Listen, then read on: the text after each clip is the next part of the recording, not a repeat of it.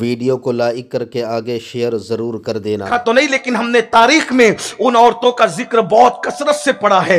रोजाना उनके गुस्ल के लिए नए नए हौज बनाए जाते थे, हल्दी और चंदन से उन औरतों को नहलाया जाता था, और जब वो किसी महफिल में जाती थी शरीक होने के लिए तो बालों बाल मोती पिरोए जाते थे। मेरी बहनों, तुम्हारा शौहर कुछ भी नहीं है, फैक्ट्री का मालिक होगा, उनका शौहर तो बादशाह था, बादशाह, और कितना बड़ा बादशाह, अखंड भारत का बादशाह, उनका भाई शहजादा, उनका दादा बादशाह, उनका शौहर बादशाह, बादशाहों का खानदान था।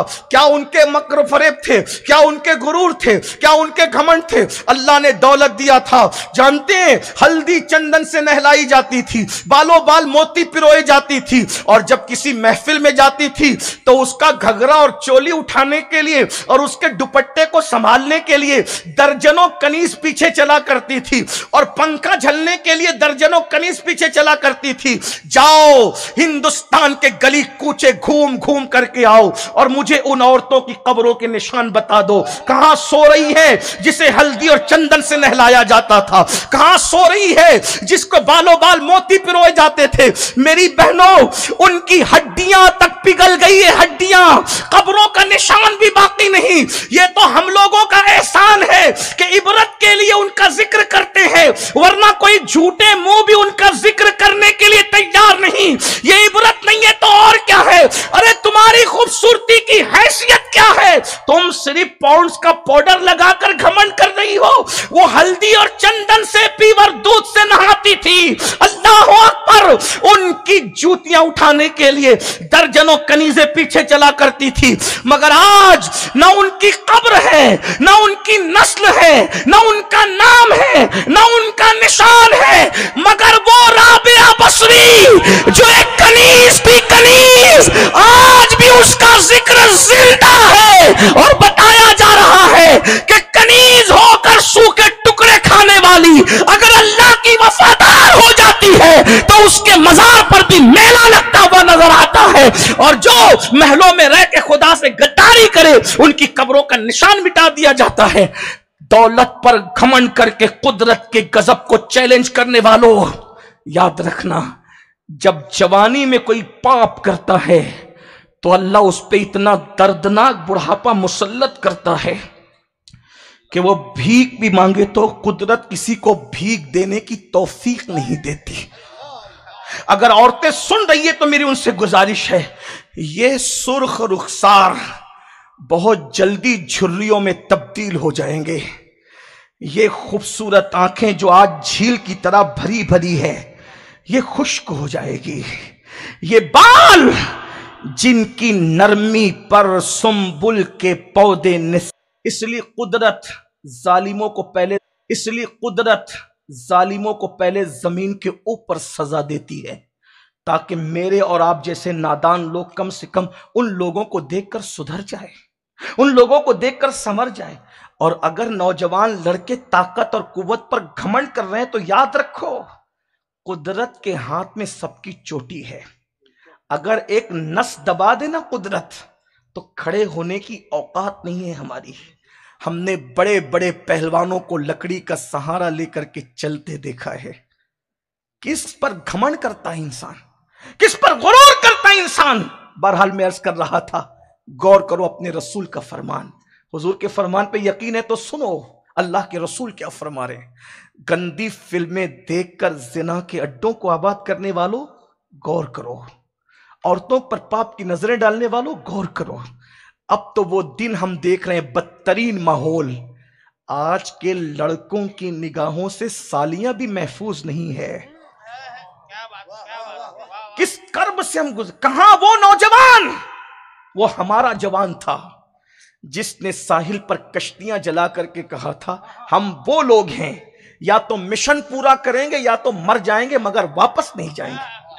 कश्तियां जलाने वाली कौम के लड़के आज सालियों को पाप की नजर से तक रहे हैं, मामूजात बहन को पाप की नजर से तक रहे हैं। ये हंसने की बात नहीं है, ये किसी शायर का मुशायरा नहीं, ये किसी दिल जले की आहो बुका है।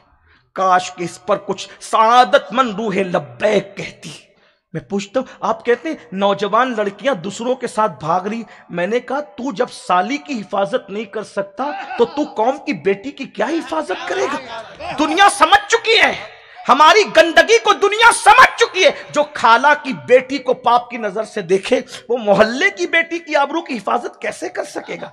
एक दौर था, एक जमाना था कि जब कोई बंदा गैर मुस्लिम अपनी सफर पे जाता और अपनी बेटी को कहीं रखने की मजबूरी आती तो गैर मुस्लिम बातें करते थे, किसी के पास ना रखो, अगर बेटी रखना है तो कलेमा पढ़ने वाले मुसलमान के पास रखो।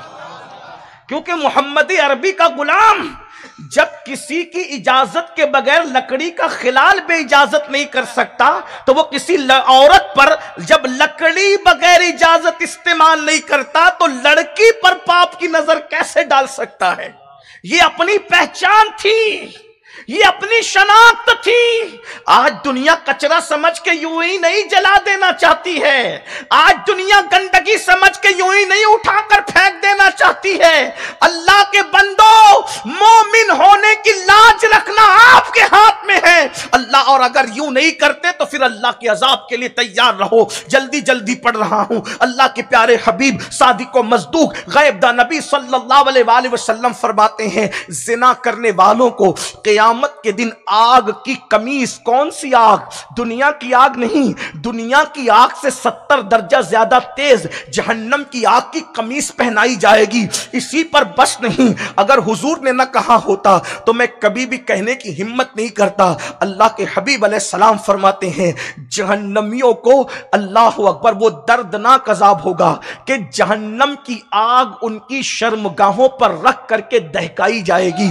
जरा गौर तो करें, इतने नाजुक मकाम पर अगर चूंटी काट ले तो आदमी तड़प जाता है। जब जहन्नम की आग शर्मगाहों पर रख करके दहकाई जाएगी उस वक्त क्या बनेगा, उस वक्त क्या होगा? और एक बात याद रखना, जो लोग जिना करते हैं, जिना, सूफिया फरमाते हैं जिनाकार अगर तौबा न करे तो अल्लाह उसकी नस्ल में लंगड़े, लूले, अंधे, ऐबी औलाद पैदा करता है। इसलिए यह भी याद रखना, हर लंगड़े लूली औलाद अगर किसी के घर पैदा हो रही हो तो उसको शक की नजर से देखने की जरूरत नहीं है। 90% लोगों के घर अजाब के तौर पर पैदा होते हैं और 10% लोगों के घर इम्तिहान के तौर पर पैदा होते हैं। हम और आप कभी यह फैसला नहीं कर सकते कि किसको अजाब है, किसको इम्तिहान है। इसलिए ज्यादातर लोगों के घर में जो ऐबी औलाद पैदा होती है, इसी को किसी कहने वाले ने कहा था, लम्हों के गुनाहों ने सदियों की सजा पाई। मेरे भाइयों, अल्लाह से नहीं डरते। मैं तो हैरान हूं, अल्लाह अकबर, अगर कोई देख रहा हो तो आज लोग बड़ा लुकमा नहीं खाते, बड़ा निवाला नहीं खाते, क्योंकि हाफिज अमीन साहब देख रहे हैं, मुफ्ती आजम अकोला देख रहे हैं, मुफ्ती आजम कारंजा देख रहे हैं, मौलाना फिरोज साहब देख रहे हैं, ये देख रहा है, वो देख रहा है। बड़ा लुकमा खाएंगे तो लोग क्या कहेंगे? लोग देख रहे हो तो बड़ा लुकमा नहीं खाते, अल्लाह देख रहा है। जिना करने की हिम्मत लाते कहां से हो? औरतों को पाप की नजर से देखने की हिम्मत लाते कहां से हो? इसका मतलब मौलवी साहब को जिस इज्जत की नजर से देखा उतनी भी इज्जत तेरे अल्लाह के अल्लाह रब्बुल इज्जत की तू उतनी भी इज्जत नहीं करता, उतनी भी कदर नहीं करता। बड़ी माजरत के साथ, अगर पॉइंट पुलिस खड़ा हो तो हेलमेट के बगैर तू नहीं जाता, पॉइंट पुलिस खड़ा हो सिग्नल नहीं तोड़ता, पॉइंट पुलिस खड़ा है 500 के दंड की वजह से, 500 के दंड के एहसास की वजह से सिग्नल नहीं तोड़ता, और जहन्नम के खौफ की वजह से शरीयत का कानून तू तोड़ना कब बंद करेगा? अल्लाह अकबर, पुलिस के डर से सिग्नल नहीं तोड़ रहा है और अल्लाह देख रहा है, शरीयत का कानून तोड़ रहा है। बताओ मुसलमानों, तूने पॉइंट पुलिस को जितनी अहमियत दी, क्या उतनी अहमियत तूने अपने अल्लाह को दी? अल्लाह के देखने का तुझे ये एहसास है? अगर ये एहसास तुझे खत्म हो गया, फिर कुदरत तुझे दूसरों के हवाले न करेगी, फिर कुदरत तुझे दूसरों के सुपुर्द न करेगी। मेरे भाई, शरीर बच्चे को मां भी किसी के हवाले कर देती है। जब शरीर बच्चे को मां किसी के हवाले कर देती है तो शरीर बंदा भी कुदरत किसी के हवाले कर देती है। फिर पिटते रहो, फिर लुटते रहो, फिर तबाह होते रहो, फिर बर्बाद होते रहो। चिल्लाओ कितना चिल्लाते हो। गायूर कुदरत फिर कहती है मैंने तुम्हारे अमल की वजह से दुश्मनों के हवाले तुम्हें कर दिया, अब मेरी मदद तुम पर नहीं आएगी। क्या अल्लाह के रसूल का ये फरमान तुम्हारे कानों से नहीं टकराया मेरे भाई, कि मेरे आका ने फरमाया जो जानबूझकर नमाज छोड़ दे अल्लाह उससे अपनी रहमत की चादर हटा लेता है। अल्लाह अकबर। जिससे कुदरत चादर रहमत हटा ले, जो अल्लाह की पनाह के बाहर कर दिया जाए, उसकी कौन मदद कर सकता है, उसकी कौन इमदाद कर सकता है। गुनाह ने हमें तबाह किया। याद रखना, मैं किसी की सफाई पेश करने नहीं आया, एहतिसाब की बात करने आया हूं। अल्लाह की कसम, मैं सियासी आदमी नहीं, ना किसी सियासी लीडर से मुझे दिलचस्पी है, ना कोई दोस्ती है, ना दुश्मनी। लेकिन एक बात कहूं, लीडरों ने हमारा कुछ नहीं बिगाड़ा है, हमारे गुनाहों ने हमारा सब कुछ बिगाड़ा है। लोग आते जाते रहेंगे। अगर यहां और दुनिया में कोई मुनकिर इस्लाम की बजाय कलमा पढ़ने वाला भी हो, चलें देख लें। एक मिसाल के तौर पे फला मुल्क में कलमा का इनकार करने वाला है, वो जुल्म कर रहा है, तो सीरिया में तो कलमा पढ़ने वाला है, वो क्यों जुल्म कर रहा है? बात तो कलमे की, आप उससे वो कलमा नहीं पढ़ता इसलिए हमारा दुश्मन है। भाई सीरिया वाला तो कलमा भी पढ़ रहा है, फिर वो क्यों दुश्मन है? वो क्यों दुश्मन? कलमा न पढ़ने वाला दुश्मन है तो तुम्हारा कलमा पढ़ने वाला भी तो दुश्मन है। ये क्यों है? आमाल। आइए मिशकात शरीफ की एक हदीस का मफहूम पढ़ देता हूं। वीडियो अगर अच्छी लगी हो तो लाइक करके आगे शेयर ज़रूर कर देना। अल्लाह हाफिज़। अस्सलामु अलैकुम वरहमतुल्लाहि तआला व बरकातहू।